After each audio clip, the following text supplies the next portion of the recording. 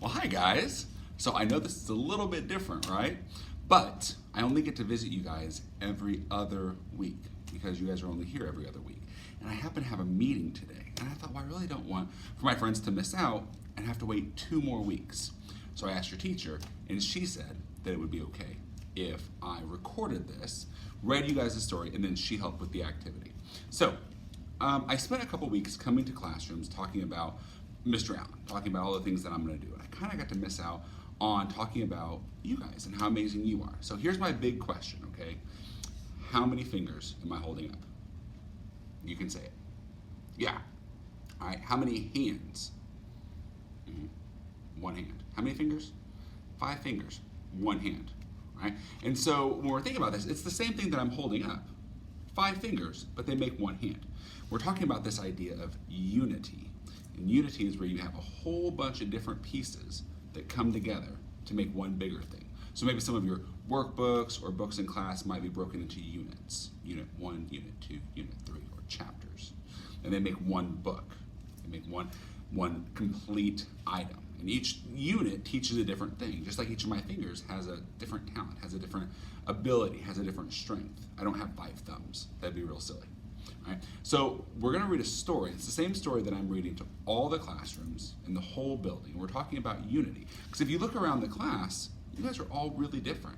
You have different color skin, different color eyes, different color hair. Some of us are better at reading or writing. Some of us are better at math. Some of us are do really well at playing basketball or running or jumping. Some of us are better at drawing or coloring or singing.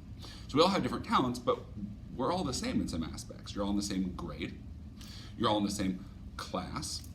You guys are all DeVaney dragons, right? And that's kind of what makes us really special. And even though we're all different, we're all united in the fact that we're all DeVaney dragons, and that's pretty cool.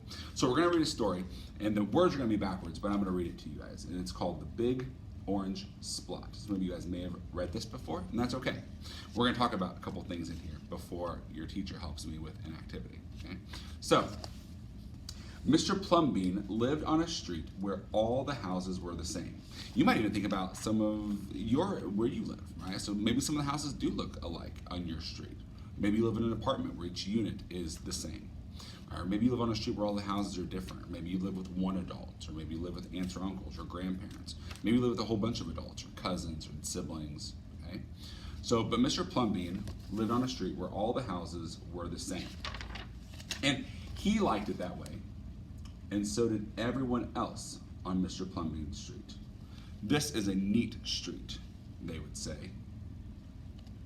But then, one day, a seagull flew over Mr. Plumbean's house, and he was carrying a can of bright orange paint. No one knows why. And he dropped that can, no one knows why, right over Mr. Plumbean's house. Uh-oh. And it made a big orange splot on Mr. Plumbean's house. Oh, too bad, everybody said. Mr. Plumbean will have to paint his house again. I suppose I will, said Mr. Plumbean, but he didn't paint his house right away. He looked at that big orange splot for a long time, and then he went about his business. Well, the neighbors got tired of seeing that big orange splot. It made his house different than their houses. Someone said, Mr. Plumbean, we wish you'd get around to painting your house. Okay, sighed Mr. Plumbean. So, Mr. Plumbean got some paint. He got some blue paint and some white paint, and that night he got busy painting, and he painted at night because it was cooler. And when the paint was gone, the roof was blue, the walls were white, and the big orange splot was still there. Well, then he got some more paint. He got red paint, yellow paint, green paint, and purple paint. And in the morning, the other people on the street came out of their houses. Their houses were all the same, but Mr. Plumbean's house was like a rainbow. It was like a jungle. It was like an explosion. Can you find his house? I know, it's pretty hard. That one. Let's look at it close up. There was the big orange splot, and there were little orange spots. There were stripes, there were pictures of elephants and lions and girls and steam shovels. The people said, Plumbean has popped his cork, he has flipped his wig, he has blown his stack, he has dropped his stopper, and they went away muttering, Well, that day, Mr. Plumbean bought some carpenter's tools, and that night he built a tower on top of his roof, and he painted a clock on the tower. The very next day, the people said, Plumbean has gushed his mush. He has slipped his hawser. He has lost his marbles. And they decided they would pretend not to notice that his house was different than theirs.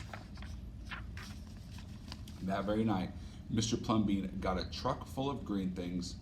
He planted palm trees and baboas, thorn bushes, onions, and frangipani.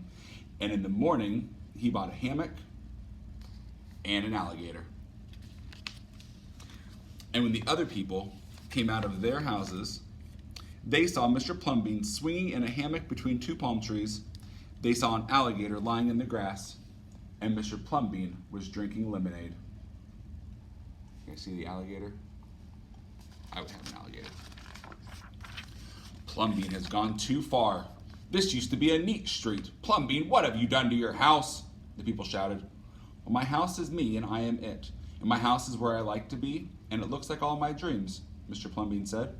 The people went away.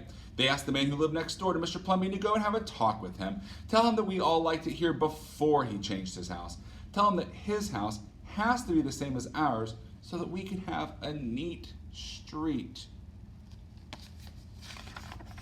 So, the man who lived next door went to see Mr. Plumbean that evening. They sat under the palm trees, they drank lemonade, they pet the alligator, and they talked all night long.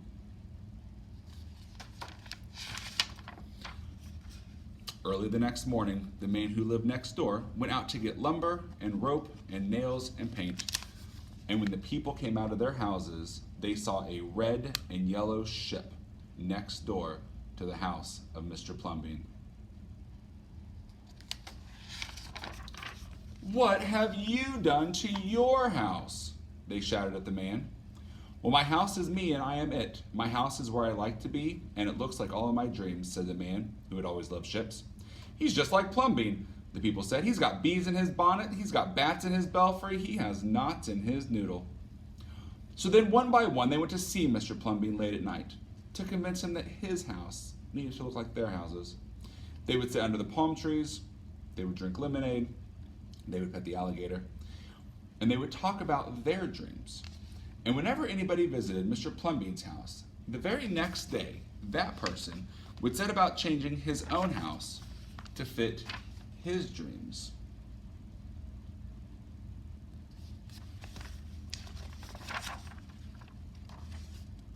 Yeah, I like them. Look at those. That looks pretty cool. Now, whenever a stranger came to the street of Mr. Plumbean and his neighbors, the stranger would say, "This is not a neat street." But then all the people would say, "Our street is us, and we are it. Our street is where we like to be, and it looks like all of our dreams." Now, friends, we have to think about, I've read this story to every single grade level, kindergarten through 5th. Because really important, we have to realize that the people didn't move to a new street. The people didn't leave and new people came. It's the same people, and it's the same street. But in the beginning, they all thought that they had to live, their houses had to look the exact same for them to live together. And sometimes we do that. We get into groups or in classes, and we might get a new student or a new friend, and we might think that they look different than us, or they talk different than us, or they sound different than us, and they can't be with us. We can't play with them, or we don't really know how to play with them, so we just don't. Well, we're all humans. We're all DeVaney dragons, okay? We're all different. We're all unique, just like each of my fingers. But we're all DeVaney dragons, okay? And everyone's different in this whole building, okay? So here's what we're going to do. You guys may have already seen it. So this is a cube, like a dice or a box. And a cube has 6 sides. You can see 3 of them. 1, 2, 3 at the top. With your teacher's help, here's what you're going to do. You're going to take a little bit of time and you're going to color the top of this cube red. Just red. R-E-D, red. You can use fat markers, you can use colored pencils, you can use crayons. The thin markers don't work very well, and don't use your dry erase markers. Okay? So you're going to color the top of that red. Because the DeVaney dragons, we're red. Our colors is red. So we're gonna color the top of it red. No words, no numbers, no names, just red. But these other two sides, I want you to decorate however you want, using whatever colors you want, whatever you love. You can draw pictures, you can draw polka dots or stars, you can draw rainbows or tie-dyes, you can draw sports teams, you can draw logos, you can draw zigzags, you can draw camouflage, whatever you want. Animals, people, book characters, movie characters, game characters, whatever you want. As long as the top stays red and these two sides look amazing and they look like all the things you love. Just like the people on Plum Bean Street. They made their house look just like their dreams. And I want you to decorate these to look just like you. And I'm gonna hang all these up over by where pre-K used to be, right outside the 4th and 5th grade pod. Some of them are already up and you may see them. All of them have a red top because we're all DeVaney Dragons, but man, we are all so different. So I wanna thank you guys for being such good listeners, right? Because I know you were. And your teacher's gonna pass these out to you and you're gonna work on them today, and then she's gonna give them back to me and I'll add them to the wall. So I love you all and I can't wait to see you again. Have a great day.